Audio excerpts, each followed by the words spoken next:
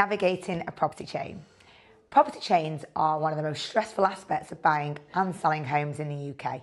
Whether you're a first-time buyer renter in a chain or an experienced homeowner looking to move up the property ladder, understanding how chains work and how to manage them effectively can make the difference between a smooth transaction and months of uncertainty. What is a property chain? A property chain occurs when multiple property transactions are linked together, with each depending on the others to complete. For example, you might be selling your current home to buy a new one, while your buyer is also selling their property to fund your purchase. Meanwhile, the person you're buying from may be purchasing another property themselves. This creates a chain of interdependent transactions that must all align for any of them to proceed. The complexity increases with each additional link. A typical chain might involve 3 to 5 properties, while some can stretch much longer, creating more opportunities for delays or complications. Common challenges within property chains. So, timing misalignments. The biggest challenge is coordinating completion dates across all properties in the chain. If one transaction faces delays due to mortgage issues, survey problems, or any legal complications, it affects everyone in the chain. Financial dependencies. Each party in the chain typically needs the proceeds from their sale in order to fund their purchase. This creates a domino effect where any financing issues can collapse the entire chain. Survey and legal issues. Problems discovered during surveys or legal searches can cause significant delays. When these issues arise in a chain, they don't just affect one transaction, but they can hold up multiple families' moving plans. Gazumping and gazundering. Okay, so in a competitive market, both can occur. So sellers might want to be tempted to accept higher offers. This is known as gazumping, while the buyers might want to reduce their offers at the last minute. That's gazundering. In a chain, these practices can be particularly devastating. Strategies for managing property chains. Choose your chain position wisely. If possible, try to be at the bottom of the chain, that is, buying without selling, or find a seller who isn't buying another property. Being in the middle of a long chain increases your vulnerability to delays and any complications. Work with experienced professionals. Look at solicitors, estate agents, and mortgage brokers who have extensive experience within chain transactions. They'll be better equipped to anticipate any problems and keep things moving smoothly. Maintain open communication. Regular communication with your estate agent, your solicitor, and your mortgage broker is crucial. Don't wait for them to contact you. Be proactive in seeking updates and sharing any changes within your circumstances. You can also look to build in some buffer time.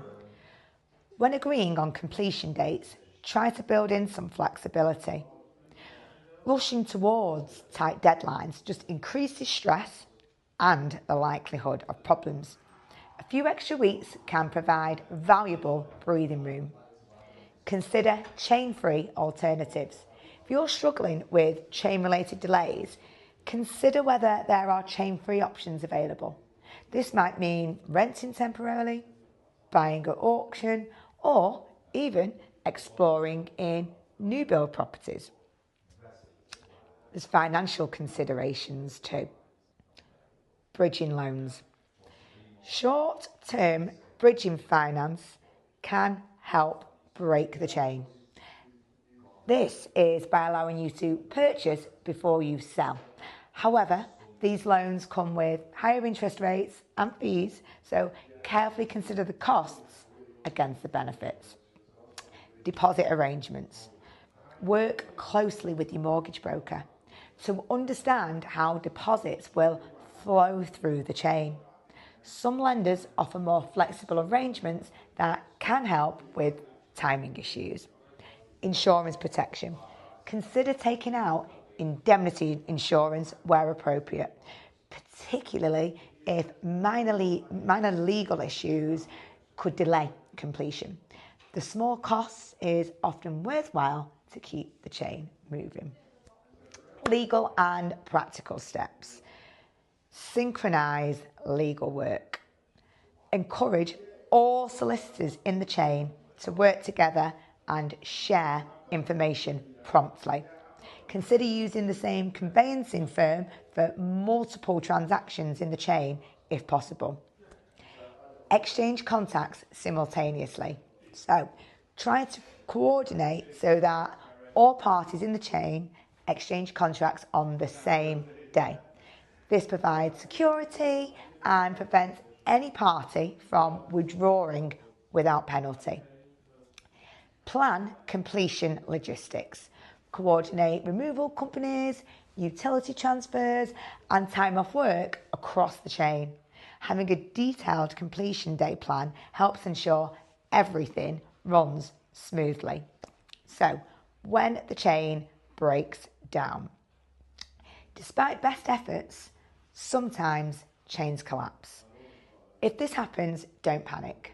Work with professionals to understand your options, which might include finding alternative buyers or even sellers, renegotiating terms, or temporarily stepping out of the chain. Keep records of any expenses incurred due to the chain collapse, as you may be able to recover some costs depending on the circumstances and at what stage the transaction has reached. So, the final recommendations. Property chains can be challenging, but they're a normal part of the housing market. The key is preparation, patience, and working with experienced professionals who can guide you through the process. Remember that while chains can cause delays and stress, they also enable most people to move home by creating the liquidity needed in the property market. So by understanding the process and taking proactive steps to manage potential issues, you can significantly improve your chances of a successful outcome. Consider your personal circumstances carefully. Sometimes paying slightly more for a chain-free property or accepting a slightly lower offer to create a shorter chain can be worth the reduced stress and increased certainty. The property market will always involve some uncertainty, but with the right approach and professional support, you can navigate even more complex chains successfully.